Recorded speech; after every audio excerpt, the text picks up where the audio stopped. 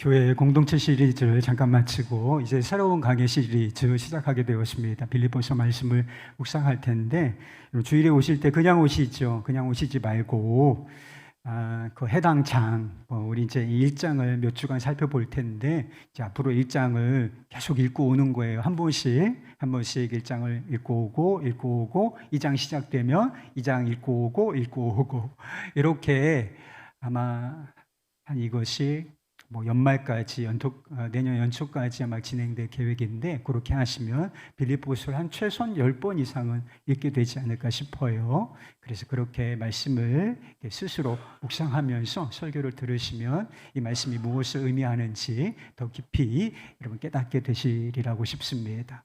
오늘은 빌립보서 강의 첫 번째 시간이 되었습니다. 빌립보서는 바울이 빌립보 교회 성도들에게 쓴 편지인 것입니다. 빌립보 교회는 바울이 세운 유럽의 첫 교회, 첫 번째 교회는 아니고 유럽 선교회에서 첫 열매를 거둔 첫 번째 교회였습니다. 바울 일행이 아시아로 가서 복음을 1차 전도 여행을 마치고 두 번째 코스도 아시아로 향해서 복음을 전하려고 하는 계획을 가지고 있을 때 성령께서 그것을 가로막으셨다고 했습니다. 그리고 바울이 환상을 하나 보게 되는데 마케도니아 사람이에요. 근데 거기에 사람이 건너와서 배를 타고 가야 하는 그런 지역이었던 것이죠. 건너와서 우리를 도우라 이런 이야기를 한다는 것이죠. 그래서 이게 선교의 방향을 유럽으로 향해야 하는구나라고 하는 사인으로 받아요. 그래서 이제 유럽 선교가 시작되었는데 그 첫 번째 성읍이 바로 빌립보였던 것이고 거기에 개척된 교회가 바로 빌립보 교회였던 것입니다. 빌립보 교회는 어디에서 세워졌느냐 하면 어디에서 시작되었느냐 하면 자주색 옷감 장사 루디아라고 하는 여자분을 아시죠? 루디아가 바울이 전한 복음을 듣고서 성령께서 그의 마음을 여심으로 말미암아 그가 복음을 받아들이고 자신의 집을 교회로서 교회 건물로서 모임 장소로서 제공을 하게 되는 것이죠.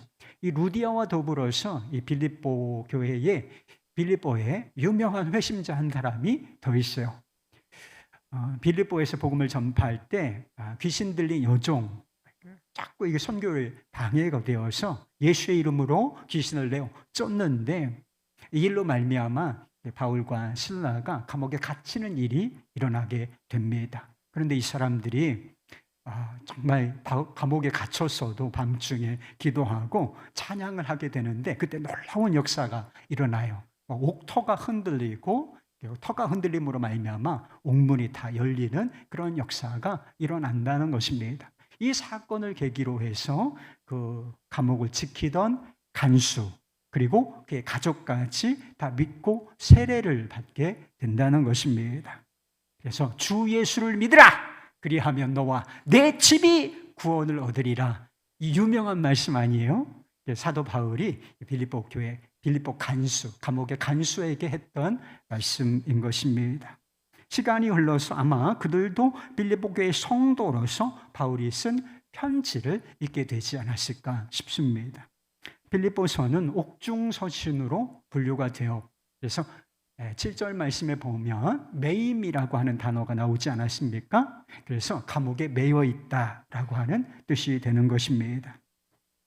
바울이 복음을 전하면서 여러 번 감옥에 갇혔던 적이 있는데 도대체 어디에서 갇혀 있을 때 이 서신을 쓴 것인가 여러 설이 있지만 일반적으로는 로마 감옥에 갇혀 있을 때에 이 서신을 쓴 것으로 보고 있습니다. AD 62년경에 사도 바울이 미결수 신분으로서 로마 황제에게 재판을 받기 위해서 로마의 한 집에 가택연금, 말하자면 가택연금이 된 적이 있는데 그 장소에서 써진 서신, 이것을 빌립보서라고 보고 있는 것입니다. 사도 바울이 빌립보서를 쓴 목적, 그러니까 주제가 서신에는 항상 목적이 있잖아요. 왜 편지를 썼는가? 몇 가지 목적이 있는데 첫 번째는 빌립보 교회 성도들이 사도 바울의 선교 사역에 많은 후원을 해 주었는데 나와요. 그것에 성도들의 사랑에 대해서 감사하는 마음을 표하기 위함이었습니다. 두 번째는 무엇이냐? 초대교회 일반적인 상황이 그랬던 것처럼 이 빌립보 교회에도 이단의 영향이 있을 수가 있고 그런 위험이 있을 수 있었어요. 그래서 이단을 경계하라, 이런 취지로서 서신을 쓴 것입니다.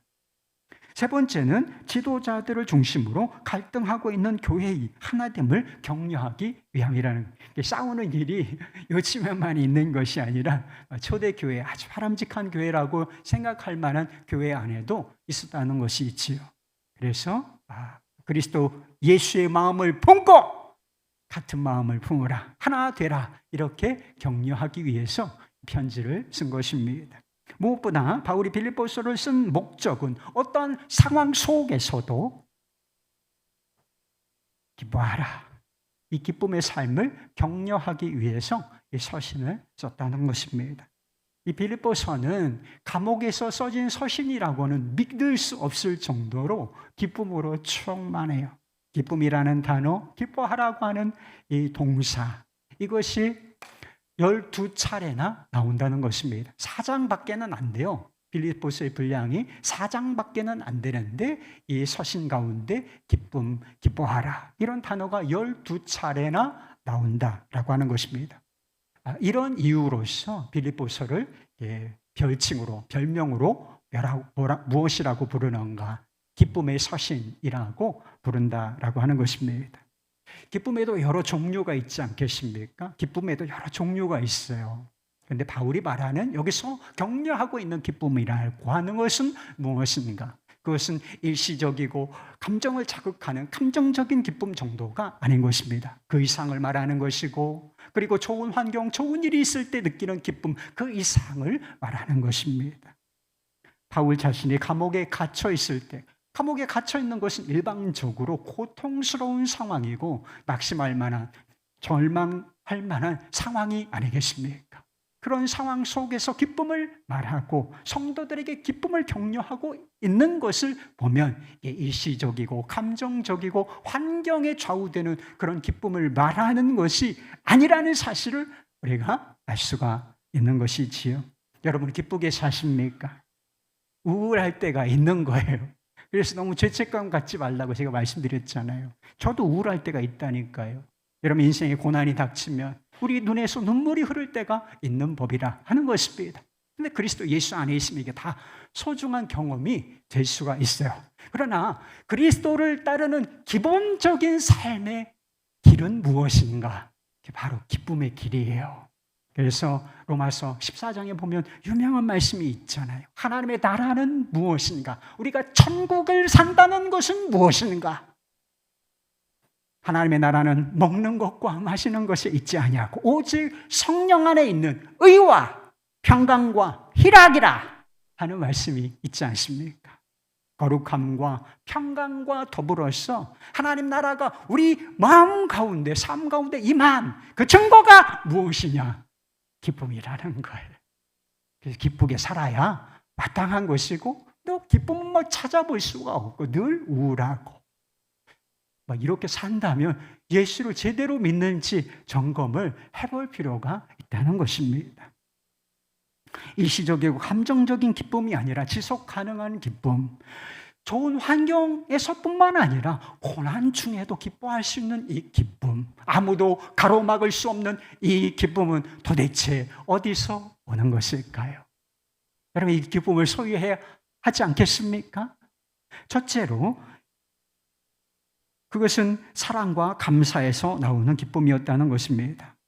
사도 바울과 빌립보 교회 성도들은 사랑하는 관계였고, 그리고 동역자 관계였습니다. 그래서 사도 바울이 빌립보 교회 성도들을 어떻게 생각하고 있는지를 알 수가 있는 몇 구절이 있어요. 3절 말씀에 보면 너희를 자주 생각할 때마다, 이런 표현이 있죠. 자주 생각하는 사람은 어떤 사람이요? 사랑하는 사람이에요. 여러분, 자주 생각하는 사람이 있어요? 그러면 여러분이 그 사람을 사랑한다라고 하는 뜻을 가지고 있는 것입니다. 7절 말씀에 보면 너희가 내 마음속에 있으며 내 안에 너 있다. 마음에 빌립보 교회 성도들이 있었다. 그들을 아예 마음속에 품고 살았다는 이야기 있지요. 그리고 우리가 읽지 않았지만 8절 말씀을 보면 그리스도 이 빌립보 교회 성도들을 향한 사랑을 표현하는데 어떤 식으로 표현하는가? 네, 그리스도 예수의 심장으로 너희를 사모한다. 너희 무리를 사모한다. 이렇게 표현하고 있어요. 그래서 예수의 심장으로, 예수의 마음으로 너희 무리를 사랑한다. 여러분, 이게 연인 관계에서 써진 편지가 연애 편지가 아니에요. 꼭 그런데 연애 편지처럼 막 정말 뜨거운 사랑을 이렇게 빌립보 교회 성도들 향해서 표현하고 있는 것 아니겠습니까? 여러분, 진정한 사랑의 특징이 있어요. 진정한 사랑의 특징이 무엇이냐? 세상에서 말하는 그 표피적인 사랑 말고 진짜 하나님이 창조하신 그 사랑, 하나님으로부터 나오는 그 사랑의 특징은 무엇인가? 그 특징은 환경의 영향을 받지를 않는다는 거예요. 진짜 사랑은 환경이 좋을 때나 나쁠 때나 어떤 때든지 그 사랑이 없어지거나 변하지를 않는다는 거예요. 사랑은 변하지 않는 것입니다, 여러분. 감옥에 갇히는 고난 속에서도 빌립보 교회 성도들을 향한 바울의 사랑은 줄어들지 않았어요. 오히려 더 애틋해졌는지 모를 일인 것입니다. 바울을 향한 빌립보 교회 성도, 빌립보 성도들의 사랑 역시 마찬가지였어요. 사도 바울이 선교사에게 그렇게 열심히 할 때 그냥 내버려 두지 아니하고 물질적으로 계속 이렇게 선교 후원금을 보냈다는 것입니다. 그리고 바울이 이 감옥에 갇혀 있을 때는 외롭지 않겠어요? 아무리 사도이지만 아무도 돌아보는 사람이 없으면 얼마나 외롭겠습니까? 그래서 에바브로 디도라고 하는 사람을 보내서 섬기게 만들어요. 그래서 막 옥바라지를 시킨 거예요. 왜 그랬겠어요? 사도 바울을 극진히 사랑하는 마음이 있었기 때문인 것이지요. 사도 바울이 그들의 사랑과 후원에 감사하는 마음이 있었고, 사랑과 감사하는 마음 속에서 뭐가 싹트고 있었던 거예요. 기쁨이. 그 감옥에 갇혀 있지만 자기가 사랑하는 성도들을 생각하고 그들에게 감사하는 마음이 솟아날 때 거기에 기쁨이 함께 있었다 하는 것입니다. 달라스의 신학교 빌 로렌스 교수는 이런 이야기를 한 적이 있어요. 행복이라고 하는 것은 어떤 일에 근거한다. 사건. 그래서 happy라고 하는 것이 행복하다라고 하신 happen. 어떤 사건, 일에 근거한다. 라고 하는 것이고요. 그러나 기쁨은 관계로부터 온다. 기쁨은 뭐로부터 온다?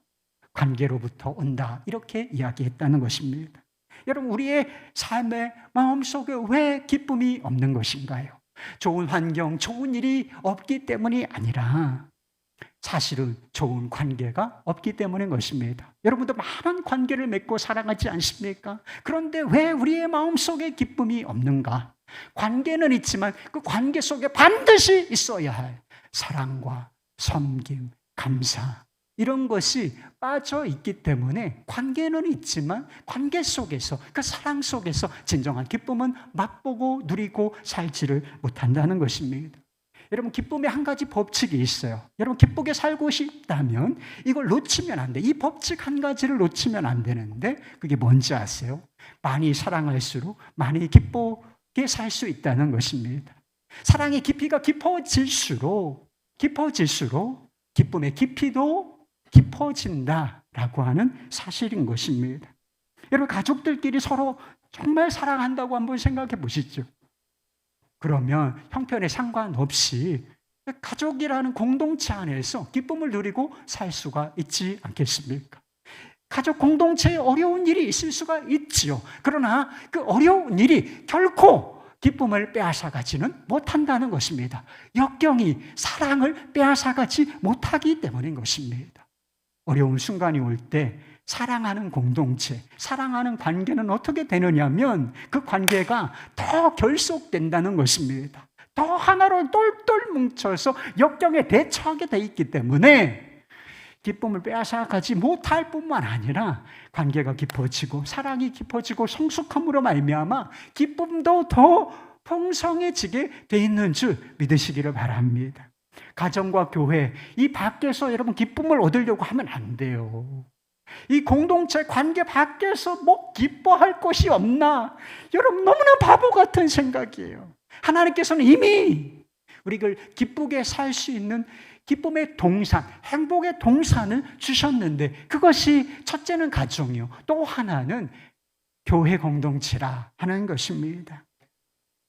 관계 속에서 여러분 우리가 어디에서 진정한 사랑을 경험할 수가 여러분 세상은 사랑이 없어요. 여러분 세상에서 사랑을 구걸해봐야 소용이 없다. 여러분 바보 같은 짓 좀 그만해요. 진짜 사랑을 경험할 수 있는 곳은 세상도 사랑해야 하지만 진짜 사랑을 알고 누릴 수 있는 이 공동체의 공간은 가정이고 교회라는 것입니다. 다른 사람이 나를 먼저 사랑해 주면 좋겠다, 사랑받으면 좋겠다, 다 그런 기대는 있을 수가 있어요. 탓하지 않습니다. 그러나 성경에 사랑의 원리가 있다는 것입니다. 사랑은 요구하고 기다리는 게 아니라는 거예요. 언제 사랑을 요구하라고 그랬어요? 나 사랑해줘, 나 사랑받고 싶어. 성경이 사랑을 요구하라고 한 적이 어디 있나요? 기다리라고 한 적이 어디 있나요? 네가 사랑하라고 했지. 여러분 먼저 사랑하시기를 바랍니다.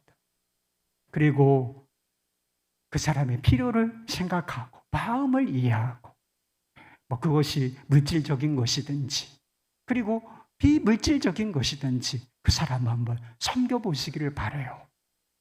가족들을 진짜 사랑으로 섬겨보시기를 바랍니다. 그들에게 기쁨을 한번 선물해 보시기를 바랍니다. 그러면 우리 자신이 기쁘게 살 수 있다. 이게 사랑의 법칙인 줄을 믿으실 수 있기를 바랍니다. 두 번째는 하나님에 대한 신뢰와 확신 속에서 이 기쁨이 나왔다는 거예요. 6절 말씀입니다. 너희 안에서 착한 일을 시작하신 이가 그리스도 예수의 날까지 이루실 줄을 우리는 확신하노라. 할렐루야!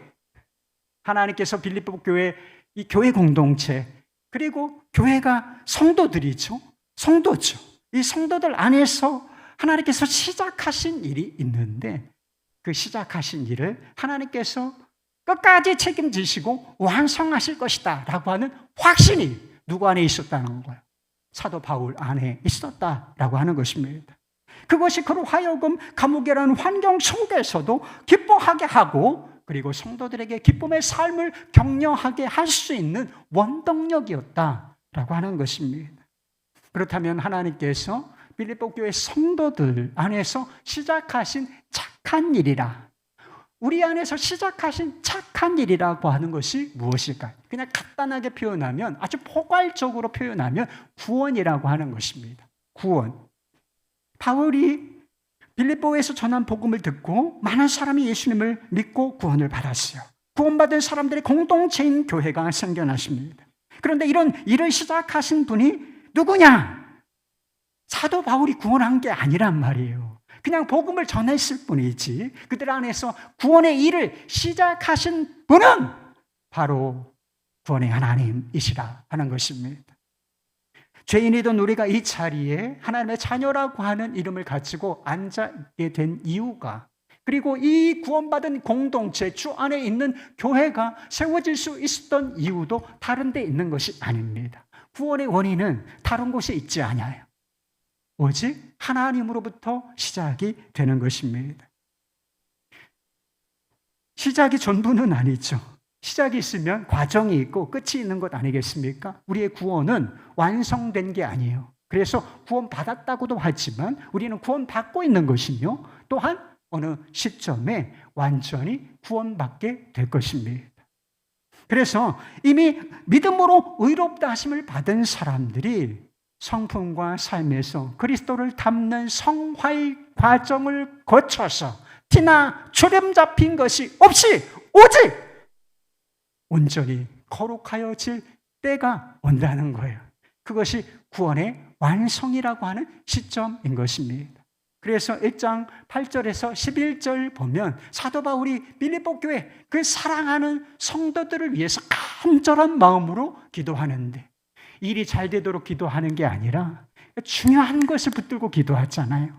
무엇을 위해서 기도하느냐? 그들의 영적 성숙을 위하여, 그들이 그리스도를 닮는 일을 위해서 간절히 기도하는 이유가 바로 거기에 있었던 것입니다.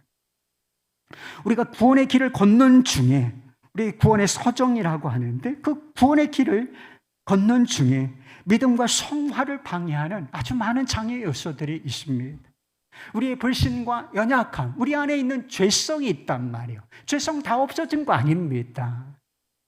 주님을 멀리하고 싶어하는 성품이 우리 안에 아직도 있다는 거예요. 세상으로 기울어지는 성품이 우리 안에 있는데 이게 실패의 원인이 아니고 무엇이겠습니까? 그리고 세상의 박해도 한몫할 것이고, 그리고 우리의 삶에 불현듯 찾아오는 역경과 고난도 믿음의 길을 걷는데 방해하는 요소가 얼마든지 될 수 있는 것이지요. 사도 바울은 자신은 물론이고 초대교회 성도들이 얼마나 큰 역경과 고난 속에 있었습니다. 이런 상황 속에서 우리가 믿음을 지켜내고, 여러분, 우리가 북한에서 신앙생활을 한다면 우리의 믿음을 지켜낼 수가 있을 것인가? 믿음을 지켜내고 구원에 이룰 수 있을까?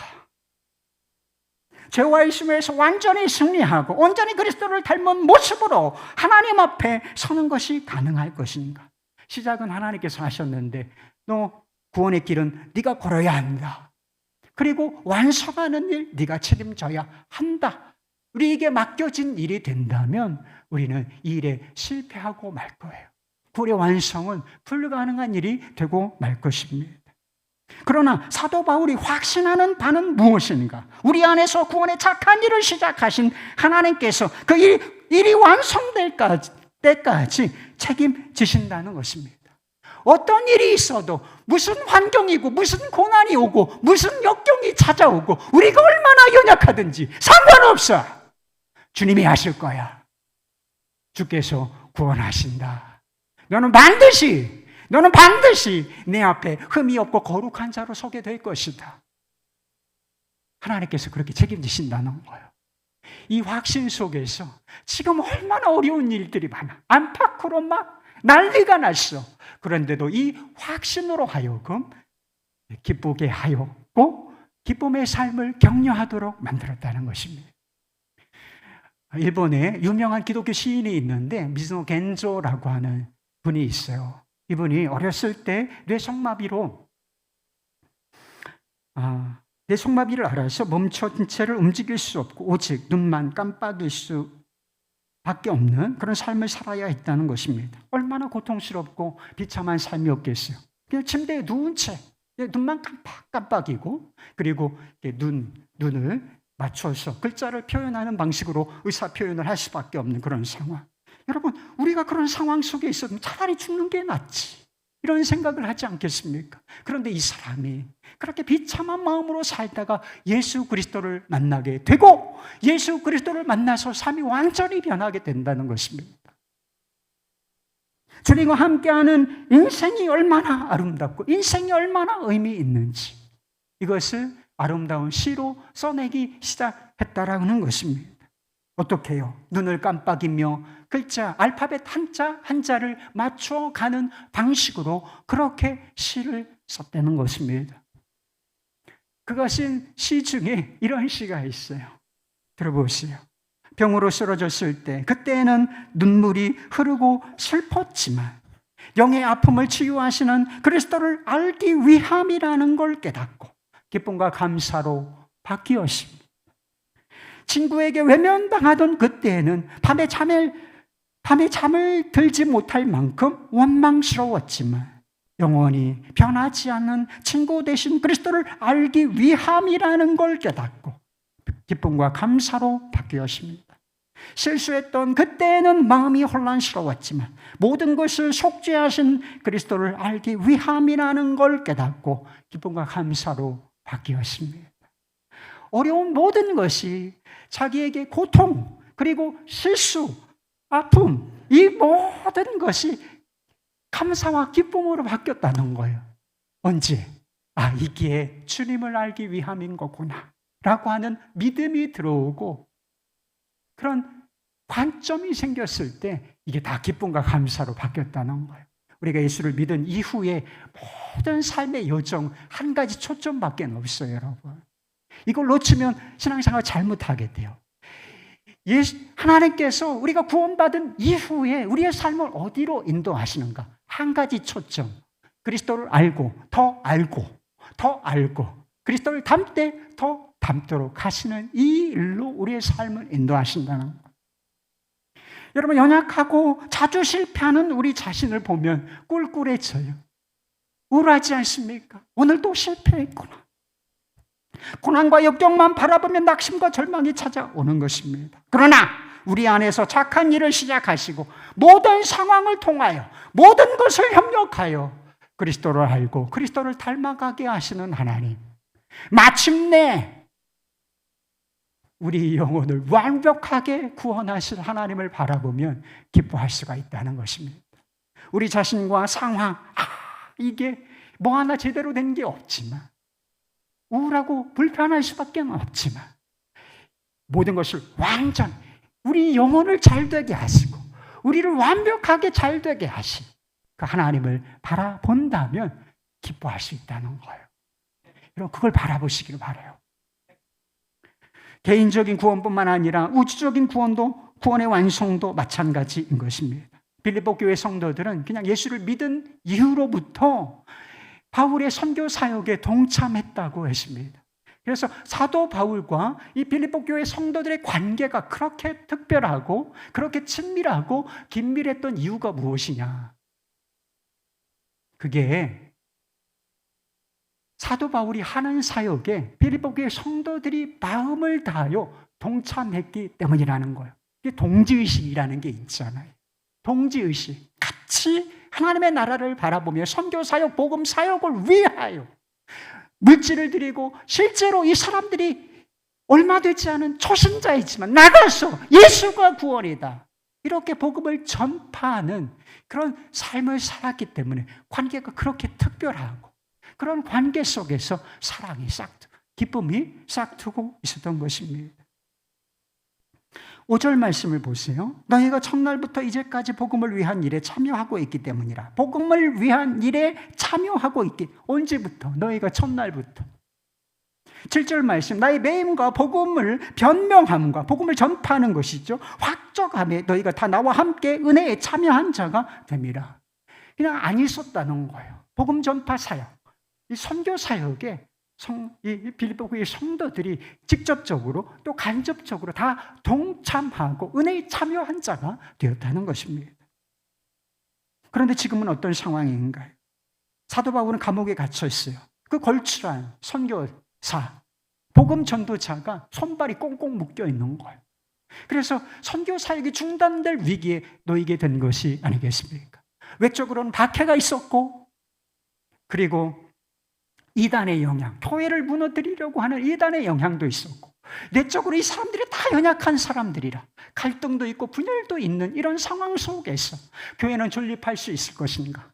선교는 계속될 수 있을 것인가? 복음의 진보는 이루어질 것인가? 이런 고민이 될 수 있었겠죠. 악재들이 많았지만 사도 바울은 기쁨과 낙관적인 태도를 보인다는 거예요. 된다, 이런 태도를 보였다는 것입니다. 선교를 시작하신 이가 하나님이시고, 그리고 그것을 친히 이끄시며 완성하실 분이 하나님이시기 때문이라는 거예요. 그래서 빌립보 교회 성도들을 믿은 게 아니라, 그 사람들을 믿은 게 아니라 그 사람들 가운데 역사하시고 은혜로 이끄시는 하나님을 믿었던 거예요. 그래서 낙관적인 태도를 유지할 수가 있었던 것입니다.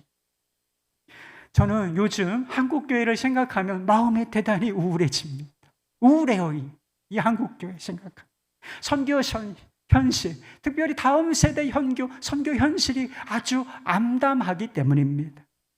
제가 얼마 전에 중동에서 선교하시는 한 선교사님과 대화를 할 기회가 있었어요. 중동 선교가 대단히 어려워요. 사우디아라비아, 무슨 이란, 이라크, 이런 지역에서 선교를 한다는 것은 진짜 살아내기도 어려운 그런 데서 선교를 하는 거예요. 근데 얼마나 어렵겠어요. 근데 그분과 대화를 하면서 한국교회 현실에 대한 이야기가 나왔어요. 1000명이 넘는 교회 중고등부가 20명밖에 안 된다는 거예요. 1000명이, 제가 들은 이야기. 서울의 사대문 안에 있는 교회인데 교세는 1000명이 넘어. 근데 중고등부가 20명도 안 된다는 거예요. 여러분, 이렇게 20년, 30년 가봐요. 교회 텅텅 빕니다, 여러분. 다음 세대에 정말 이 복음의 역사가 있을 것인가? 비관적일 수밖에 없지 않아요. 그런데 자신의 어려운 중송선교, 이 현실을 이야기하면서 좀 부정적으로 이야기할 법도 한데 이분이 맞장구를 안 쳐주시는 거예요. 이은 즉 자기가 부정적인 말들을 하지 않기로 했다는 것입니다. 현실은 어렵지만 하나님이 살아계시니까 말인 것이지. 저는 이 현실을 직시해야 한다고 생각하는 사람입니다. 이 현실을 냉혹하게 냉정하게 평가하고 그리고 비판도 할 것은 해야 한다고 하면 다 잘 될 거냐? 뭐가 잘 돼요? 지금 이 상황이 이렇게 어려운데 뭐가 잘 돼요, 여러분? 그렇게 생각하면 안 된다고 생각하는 사람이에요. 그러나 살아계신 하나님을 정말 우리가 믿는다면 현실이 아무리 어려워도 안 된다, 죽었다, 죽겠다, 망했다, 절망이다, 이런 부정적인 말들을 멈출 수 있지 않겠습니까? 하나님께서 에스겔에게 환상을 보여주신 일이 있어요. 마른 뼈 무더기를 보여주시고 인자야, 이것들이 능히 살 수 있겠느냐? 주님만 아십니다. 그래서 이 마른 뼈들 그냥 바싹 말라서 아무 희망도 없고 아무 가능성도 없는 이 뼈들을 향하여 대언하라, 생기야 불어오라 대언했을 때 이 마른 뼈에 살이 붙고 피가 돌아 사람이 되고 이 무더기가 하나님의 군대가 되는 환상을 보여주신 것처럼 하나님은 죽은 자를 살리시고 꺼진 불도 다시 살리실 수 있고 무너진 것을 다시 일으키실 수 있는 분이 아니시겠습니까? 우리가 정말 그런 하나님을 믿는다면 안 되고 현실이 정말 어려워 비관적이야, 인간적으로 보기엔. 그럼에도 불구하고 그 하나님을 믿는다면 부정적인 말을 멈출 수 있지 않겠습니까? 현실은 정말 어려운 게 사실이지만 하나님을 믿음으로 말미암아 낙관적인 태도를 취할 수 있지 않겠습니까? 그래서 저도 부정적인 말을 멈췄습니다. 우리가 우울하고 늘 부정적으로 다 부정적이야. 말이 다 부정적이야. 그러니까 다 부정적으로 사는 거예요, 여러분. 그러니까 불행하게 사는 거예요. 여러분의 입술 속에 다 부정적인 말이 나오면 여러분은 우울하고 여러분은 불행한 삶을 살 수밖에 없다는 사실을 아십니다. 이게 바꿔져야 돼요. 말이 바꾸어지고 태도가 바뀌어져야 그 우울함이 바뀌어지는 것입니다. 왜 우리가 부정적으로 우울하게 사는가? 어려운 현실만 보기 때문인 것입니다. 할 일이 이렇게 많은데, 하나님의 나라를 위하여 할 일이 이렇게 많은데 왜 아무 일도 하지 못하는가? 우리 자신과 현실만 바라보고 살기 때문이라는 것입니다. 빌립보 성도들은 회심하면서부터 그 즉시 직접적으로 또 간접적으로 복음을 전파하는 선교 사역에 동참했다고 했습니다. 그런데 왜 우리는 믿은 지가 수십 년이 되었는데도 이 복음 사역에 제대로 동참을 못하는 것입니까? 주변에 믿지 않는 사람들이 그렇게 많은데 왜 예수를 믿으라! 이 얘기 한 번을 제대로 못하는 거예요.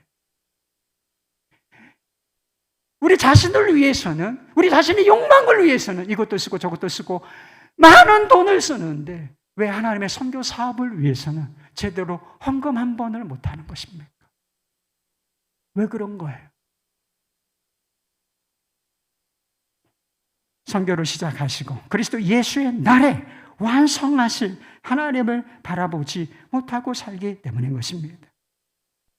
하나님의 선교 사역, 하나님이 하시는데 사람을 통해서 하신단 말이에요. 하나님이 하시는 이 선교 사역, 복음 사역에 동참하는 일은 기쁜 것입니다. 여러분, 전도가 있죠. 대표적인 게 전도 아니겠어요? 전도는 기쁜 일이에요. 여러분 동의하십니까? 근데 왜 전도가 기쁘지 않은 이유가 있는 거지? 왜? 안 된다고 생각하니까. 여러분, 그러나 전도는 되는 일이에요. 선교는 되는 일인 것입니다. 연약한 우리에게 맡겨진 일이 아니고 복음을 전하는 것은 우리에게 맡겨진 것이지만 그것을 통해서 사람들을 구원하시고 이 우주적인 구원을 성취하실 분은 하나님이시기 때문인 것입니다. 모든 사람이 결국은 어떤 일이 벌어질 것인가? 모든 사람이 예수 그리스도 이름 앞에 무릎을 꿇고 하나님 영광을 받으소서. 이렇게 고백하는 날, 찬양과 영광을 돌려드리는 날이 반드시 올 것이기 때문인 것입니다. 하나님께서 주관하시는 역사의 수레바퀴가 이 방향으로, 한 방향으로만 굴러가고 있다면 여러분, 바쁜 것도 많고 해야 할 일도 많지만 이 복음 사역에 동참하는 일이 아주 의미 있고 기쁜 일이 아니겠습니까? 그리고 어떤 장애가 있어도 결국 완성될 일이라면, 영광스러운 하나님의 나라가 우리 목전에 임할 것이라면 이 일에 조금이라도 힘을 보태는 것이 영광스러운 일 아닌가요? 그냥 기쁜 일 정도가 아니라 이것은 영광스러운 일이 되는 것이 아니겠습니까? 아무 일이 없고 그냥 다 편안한 걸 원하시죠. 편안하길 바라십니까? 그렇다고 여러분 기쁘게 사실 줄 아세요? 그냥 편안해. 아무 일도 없어. 맨날 집에서 누워서 리모컨이나 돌리고 있어 봐요. 지겨워 죽어요, 여러분. 지긋지긋해 죽는다, 그것도. 매일 어디 가서 맛있는 걸 먹고 파티를 해봐요. 그것도 한두 번이지, 기분 전환이지. 매일 그렇게 살면 지겨워 죽는다. 이게 무슨 의미가 있나? 이런 생각이 들기 마련인 것입니다. 좋은 일만 있어야 기쁘게 살 수 있는 것이 아니에요. 여러분은 1년의 삶에 정말 여러분이 바라는 기쁜 일 몇 번이나 있을까요? 한 번, 두 번, 세 번, 네 번! 그것밖에 기뻐할 일이 없는 거예요. 모든 악과 불의와 고난에도 불구하고 마침내 완성될 하나님의 나라를 보고 살 때 기쁘게 살 수 있는 것입니다. 그 나라를 위한 일에 믿음으로 헌신하고 동참할 때에 우리가 비로소 기쁜 삶을 살아갈 수가 있는 거예요. 이게 너무나 기쁜 일이 아니겠습니까? 마지막으로 말씀드리고 싶은 게 있어요. 사랑, 그리고 감사, 그리고 거기서 나오는 기쁨의 중심에 예수 그리스도께서 계신다는 것입니다. 오늘 이 말씀을 보시길 바랍니다. 사도 바울은 자신을 소개할 때도 그냥 소개하지 않고 예수 그리스도의 종이라 소개하고 있고, 빌립보 그 교회 성도들을 지칭할 때도 그냥 빌립보에 있는 이라고 하면 될 것을 꼭 하나를 붙인다. 예수 그리스도 안에 있는 빌립보에 사는 성도들, 감독들과 집사들에게 편지하노니, 그리고 그들에게 은혜와 평강이 임하기를 축복하는 것이지요. 그 축복을 빌면서도 예수 그리스도로 말미암아, 예수 그리스도로부터라고 하는 단어를 쓰고 있다는 것입니다. 구원과 선교 완성의 때를 내다보면서도 예수 그리스도의 날까지 그 날을 그리스도의 날로 선포하고 있는 것을 보게 된다는 거예요. 8절 말씀을 보면 빌립보 교회 성도들을 향한 그 뜨거운 사랑을 쏟아내면서 그리스도의 심장으로, 내가 그리스도의 심장으로 너희를 사랑한다 말하고 있지 않습니까? 자기 정체성도, 하나님께서 주신 은혜와 축복도, 그리고 하나님이 시작하시고 완성하실 구원의 완성도, 성도들을 향한 사랑과 그 속에서 나오는 기쁨도 주 예수께서, 살아계신 인격체이신 주 예수 그리스도가 아니면 설명이 안 되는 것입니다. 예수님께서 다 하신 거예요. 예수님께서 모든 사랑과 모든 사역과 확신과 완성과 기쁨과 기도의 근간, 기초, 그게 예수 그리스도이신 것입니다. 그리고 그분이 아니면, 부정적으로 말해서 그분이 아니면 I'm nothing. 우리는 아무것도 아니고 아무것도 될 수도 없고 아무것도 누릴 수가 없다는 뜻이 되는 것입니다. 여러분, 우리의 의식과 마음 속에 누가 계셔야 하는 것입니까? 우리의 관계 속에, 우리의 사랑 속에, 그냥 사랑이 아니라, 인간적인 사랑이 아니라 우리의 사랑 속에 누가 계셔야 하는 것입니까? 우리의 사역 속에 도대체 누가 계셔야 하는 것이고, 그것이 이루어질 것이다. 어떤 상황 속에서도 이것은 반드시 되는 일이다. 이 확신과 믿음 속에 누가 계셔야 하는 것입니까? 예수 그리스도께서 계셔야 하는 것입니다. 마음속에 진실하게 예수님을 모시고 예수님을 중심으로 관계를 맺고, 그리고 예수님을 중심으로 자신과 사역을 바라보고, 고난과 역경 속에서도 환경과 연약한 우리 자신만 바라보는 것이 아니라 주 예수 그리스도, 우리의 구원자가 되시는 주 예수 그리스도를 바라보는 것입니다. 우리가 이렇게 예수 그리스도로 충만한 삶을 살아갈 때 우리가 특별히 신경 쓰지 않아도 기뻐해야지. 그러지 않아도 우리의 성품과 우리의 삶 속에서 피어나는 꽃이 바로 기쁨인 것입니다. 할렐루야. 어떤 상황 속에 있었든지 예수 그리스도를 바라보시기를 바랍니다. 내 마음속에 주님 계신 거 분명하고 오늘도 주님이시다 고백하며 사실 수 있기를 바랍니다. 예수 그리스도로 말미암아 사랑하고 감사하며 주님께서 하시는 일에 기쁨으로 동참하실 수 있기를 축복합니다. 예수 그리스도 안에서 참 의미가 있고 기쁨이 있는 그런 주님께서 계획하신 삶이 여러분의 삶의 실제가 되시기를 우리 예수 그리스도의 이름으로 축원합니다. 할렐루야.